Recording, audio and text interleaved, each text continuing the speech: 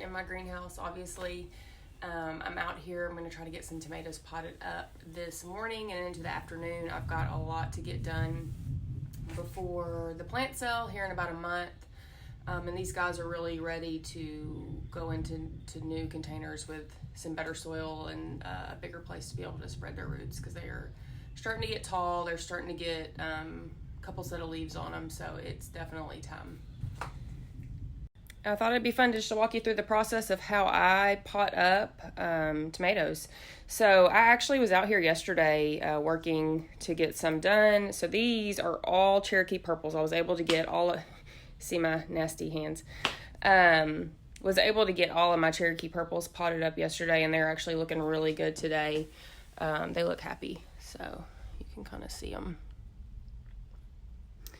They're looking good.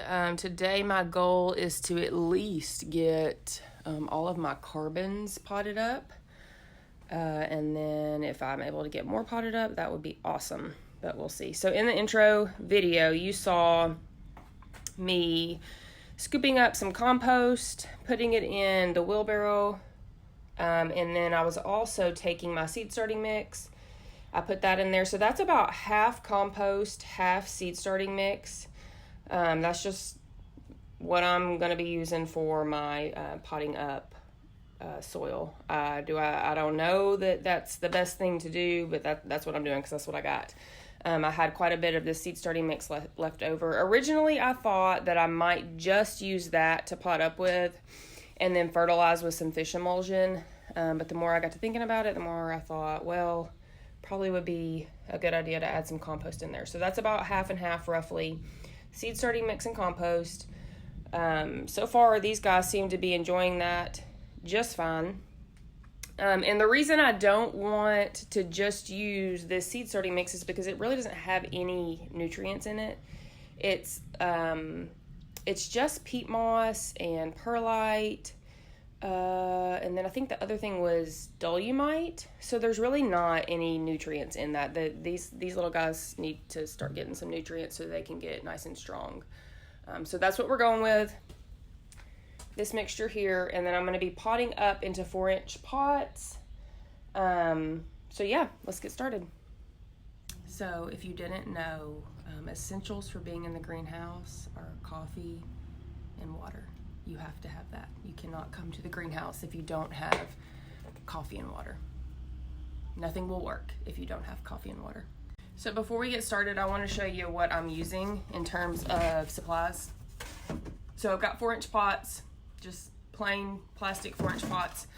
In years past, I've only ever potted up into my tomatoes into 2-inch pots. I'm going with the 4-inch pots this year because I'm hoping that it will allow them to get a little bigger before sale time comes. I want them to be just a little bigger. I don't know if that's going to work for a couple of reasons. One is I started my seeds late to begin with because of the snowstorm we had here in Arkansas. And then I had late germination on all of my tomato seeds because I was trying to germinate them here in the greenhouse. It was getting too cool at night. I wasn't able to keep the temperatures up enough at night for them to germinate. So I had to take them in the house, let them germinate in the house. It all ended up being fine, but now I feel like they're a little behind on where I want them to be just in general. So they've really not had the time to grow like I want them to grow. But anyways, this is what I've got. This is what I've ordered. Something to think about though is now that I've got a 4-inch pot versus the 2-inch pot, I'm spending more money putting more soil into this pot. So, I mean, that's just something to think about. I knew that up front that I would be spending about twice as much on the potting mix. You hear that thunder? We're about to get severe weather here in Arkansas. I don't know if you can hear that or not, but we'll see. I'm hoping my greenhouse stands up to the weather. If you don't know, Arkansas does get some pretty severe weather this time of year. So we've had some pretty devastating tornadoes in the past, but believing all is going to be good. So anyways, the other thing I'll be using are these trays. These are 10-20 trays, so all of my containers will go into here. In the past, I've only ever bought from Amazon, and I think I probably picked up some at Walmart before, and they've been those real flimsy 10-20 trays They crack easy. I've picked them up with one hand and had a whole bunch of plants in it, and all my plants just fell out, and it was a disaster because they were so flimsy. So this year I went with the Greenhouse Megastore, and they have several different strengths of these 10-20 trays. I went with I think it's called Mega Heavy Duty or something like that, but I went with the highest strength, and I'm really pleased with these. I don't have anything to compare it to other than like Amazon and Walmart type trays. I know like Bootstrap Farmer has really good thick trays, but I've never bought those, so I can't compare to that.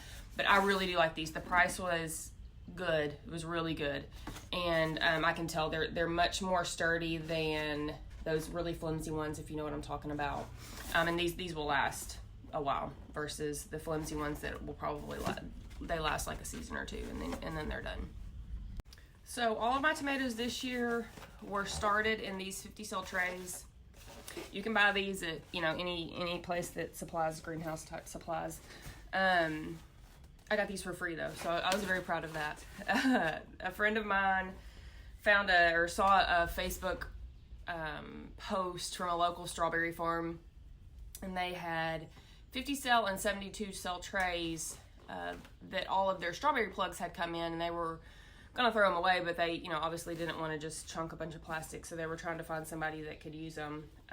So anyways, I got a ton of them. I was able to give them away to friends because I had so many, but that was awesome. That saved me several $100s. I was literally about to place an order at Greenhouse Megastore to order a bunch of these trays, and then scored all of these for free. So that was awesome. That was a cost that or an expense I was able to save. These probably won't last very long. I'm gonna try to pick it up here. You can see how flimsy they are. See, they're cracking, but it's fine. They were free, so I don't care. They're serving their purpose right now, and I was very pleased with that. So that was the cost I was able to save. But anyways, all these tomatoes were planted in this 50 cell tray. These are the carbon tomatoes from Baker Creek. You can see here they are getting kind of tall, kind of leggy. They've got their first set of true leaves on them, and they're ready to be potted up. So let me take you through that process. I'm going to show you something real quick though. So a couple of things to note here. So like right here on this little guy, these leaves right here that actually look like tomato leaves, those are the first set of true leaves. These leaves here are the first ones that come up on germination. These really aren't going to serve the plant anymore. They're called the cotyledon leaves. I've heard them called cotyledon. I've heard them pronounced several ways. I say cotyledon. I don't know if that's actually correct. I have been told, and I've done this in the past, this year I'm not going to do it because I've got a whole bunch of leaves to pot up. A whole bunch of seedlings to pot up, and I'm just trying to save time where I can. But I've been told in the past you can take these, pinch them off with your fingernail right up to the stem, and chunk them. And what that does, since these really aren't going to serve the plant anymore, what that does is allows the plant to take that energy it's using to try to keep these leaves alive and put it into root production and leaf production. If you don't do that, that's fine. It's no big deal. These will just dry up and fall off on their own later on down the road. So no big deal, but that's just something to note. I won't be doing that this year, like I said, because I'm trying to get these suckers potted up, and I've got a whole bunch of them to do. Can y'all hear the rain? I don't know if you can or not. It's so peaceful right now. It's raining. I can hear it on my greenhouse roof. This is good. This is good. As long as it doesn't start really storming, then I'll probably be running inside. But for now, this is really nice. Okay, so I've got my 4-inch pots. I'm just going to show you one for now, and then I'll really get to work after that. But I've got my 4-inch pot. All I'm going to do is take my mix that I talked about earlier, put a decent amount in there. Something I didn't mention earlier was that this is pretty moist. I don't want it to be soggy. I don't want it to be dry. I kind of want that happy medium. So if it's real dry, probably just want to wet it down a little bit. This was already kind of wet we've had so much rain. So it's already kind of wet. So I feel like it's a good moisture level in there. Okay. So I've got my pot full of my mix. All I'm going to do is take my finger, and make a nice deep hole. You want it to be nice and deep because for the tomato seedlings, this does not apply to other types of plants, but especially for tomatoes, you want to plant them real deep. And I'm going to show you. And I have my trusty tool here. They make tools for this, but I've got a screwdriver because I don't have the tool they make for this. I'm going to show you what we do to pop these suckers out of here. Take you around here. Let's see. So all we do here is take my little screwdriver here. I'm going to try to do this one-handed and just pop this guy right out. Whoop. Not onto the floor, but just right there. Yeah, just pop him out, and then you take him, or her, I don't know if it's him or her. We'll call him a him for now. Take him here, and hold on, let me move my coffee. I don't want to get dirt in my coffee. Take him. You don't have to, be somewhat gentle, but you don't have to be super gentle. And we're just going to put him right down in there, nice and deep. I want him to be I want the soil to be right below those first set of leaves, okay? So I'm going to shove him down in there. Like I said, you don't have to be just real gentle, and that's actually not as deep as I want him to be. Hold on. So I'll take a little bit of potting mix, put it around there. And he's ready to go. Kind of pack it in a little bit. Obviously, you don't want it too tight, but enough to give him some support, and that's it. That is how you pot up a tomato plant. You can pick these off if you want. The reason you want to pot him down so low is because it's going to make... I know now he looks like a tiny little squirt. When here he was actually looking like he was, making some headway, getting bigger. But now he looks little, and that's okay. That means he's going to make for a stronger plant. Where I have buried the stem, it's going to grow roots, and it's going to be a much stronger plant in the long run versus if I were to have potted him up and left the stem nice and long. He would have been fragile. He would have broken easily. So this is what you want. And now he'll grow and he'll be strong. And when it's time to go out here, where those dogs are laying, he'll be happy. He'll be strong. He'll be able to withstand the weather and all that good stuff. So a couple things to note. That looked like it took a long time to do that one plant, but that was because I was holding a camera and doing it one-handed. This actually can go by really quickly. These guys are really forgiving. Obviously, you don't want to snap a leaf off or break a stem or anything like that. But if you break a couple roots, no big deal.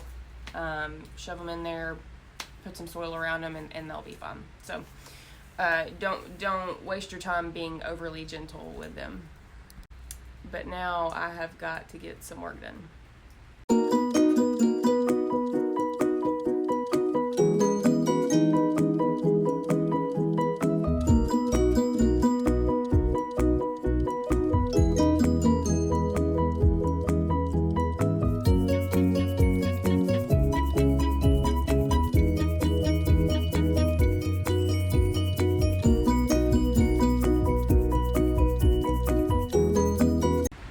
Okay, that's one tray down. You can see they're all potted up here.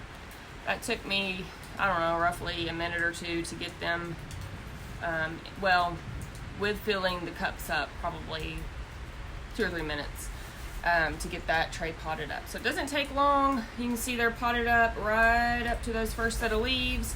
They'll get droopy for a little bit just from the shock of being transplanted to somewhere new, and then they'll perk up. They should be perky by this evening. So that's it.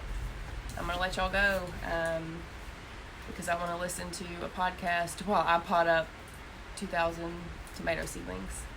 Hopefully we're in the process of getting our high tunnel up, and I'm making that video as we do it, so hopefully I'll be able to get that out pretty soon and show y'all how we did that, and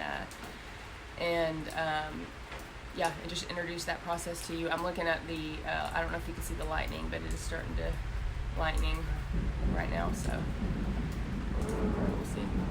Do you hear that? Okay, y'all, we'll see you next time.